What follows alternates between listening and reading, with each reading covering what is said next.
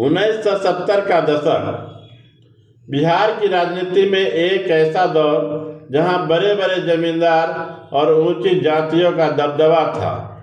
ऐसे माहौल में गोपालगंज के एक छोटे से गांव फुलवरिया से निकला एक साधारण सा लड़का पटना आता है।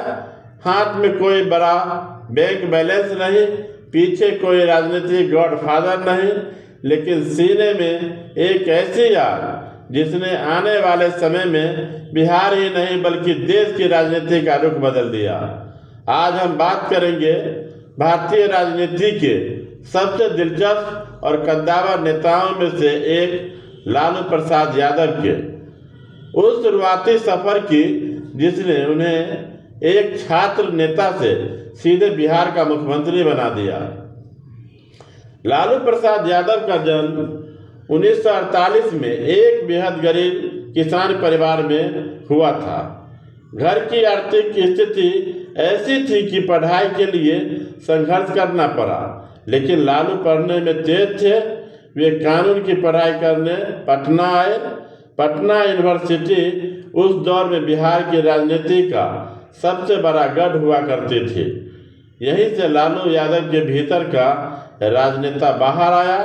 उनके बात करने का देसी अंदाज, गांव की भाषा में बड़े बड़े तंज कसना और छात्रों के मुद्दों पर बेबाकी से लड़ना, इसने उन्हें रातों रात छात्रों के बीच लोकप्रिय बना दिया। साल 1970 में वे पटना यूनिवर्सिटी छात्र संघ के महासचिव चुने गए और 1973 में वे इसके अध्यक्ष प्रेसिडेंट बन गए। यह उनके राजनीतिक सफर की पहली आधिकारिक सीढ़ी थी। 1974 का साल इंदिरा गांधी की सरकार के खिलाफ देश में असंतोष बढ़ रहा था। बिहार में छात्रों ने भ्रष्टाचार और बेरोजगारी के खिलाफ मोर्चा खोल दिया। इस आंदोलन की कमान संभाली महान स्वतंत्रता सेनानी जयप्रकाश नारायण ने और जेपी के इस आंदोलन के सबसे बड़े सिपाही बनकर उभरे लालू प्रसाद यादव।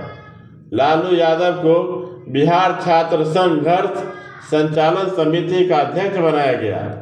जब 1975 में देश में इमरजेंसी आपातकाल लगाई गई तो लालू यादव को Misa maintenance of internal security act के तहत जेल में डाल दिया गया। दिलचस्प बात यह है कि इसी दौरान उनकी बड़ी बेटी का जन्म हुआ और लालू जी ने जेल में रहते हुए ही अपनी बेटी का नाम मीसा भारती रख दिया।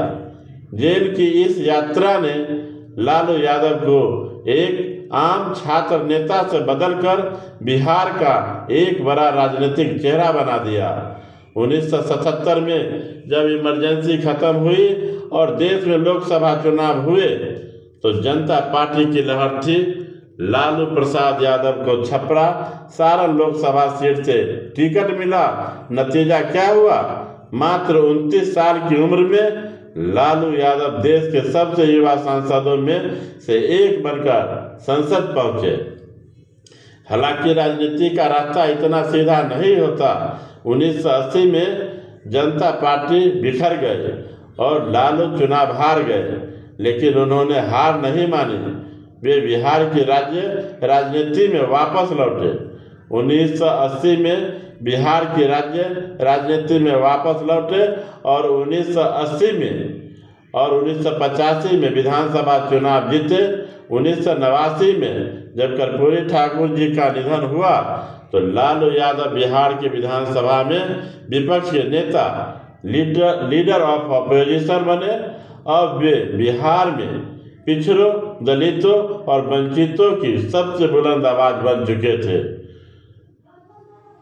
और फिर आया वो ऐतिहासिक साल 1990। बिहार विधानसभा चुनाव में जनता दल को भारी बहुमत मिला, लेकिन मुख्यमंत्री कौन बनेगा, इस पर सस्पेंस था।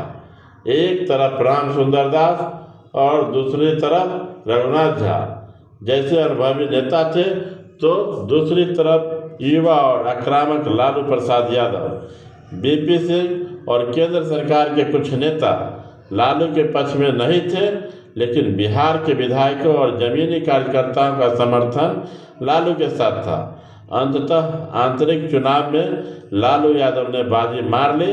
10 मार्च 1990 को लालू प्रसाद ने पहली बार बिहार के मुख्यमंत्री के रूप में शपथ ली। यह सिर्फ एक व्यक्ति की जीत नहीं थी, बल्कि बिहार की राजनीति में सामाजिक न्याय, सोशल जस्टिस को और पिछड़ों के सशक्तिकरण के एक नए युग की शुरुआत थी। एक साधारण से किसान का बेटा जो कभी गाय भैंस चराया करता था, अपनी वाकपटुता, जमीन से जुड़ाव और अटूट राजनीतिक इच्छा शक्ति के दम पर सूबे का सबसे ताकतवर इंसान बन गया। इसके बाद चारा घोटाला हुआ, पार्टियां बदली, वे रेल मंत्री भी बने, लेकिन उसके सफर की शुरुआत इसी छात्र राजनीति और संघर्ष से जुड़ी थी। आपकी लालू प्रसाद यादव के शुरुआती सफ़र की कौन सी बात सबसे अच्छी लगी, हमें कमेंट में सेक्शन में ज़रूर बताएं। अगर वीडियो पसंद आया हो तो इसे लाइक करें, दोस्तों के साथ शेयर करें और हमारे चैनल को सब्सक्राइब करना ना भूलें। धन्यवाद।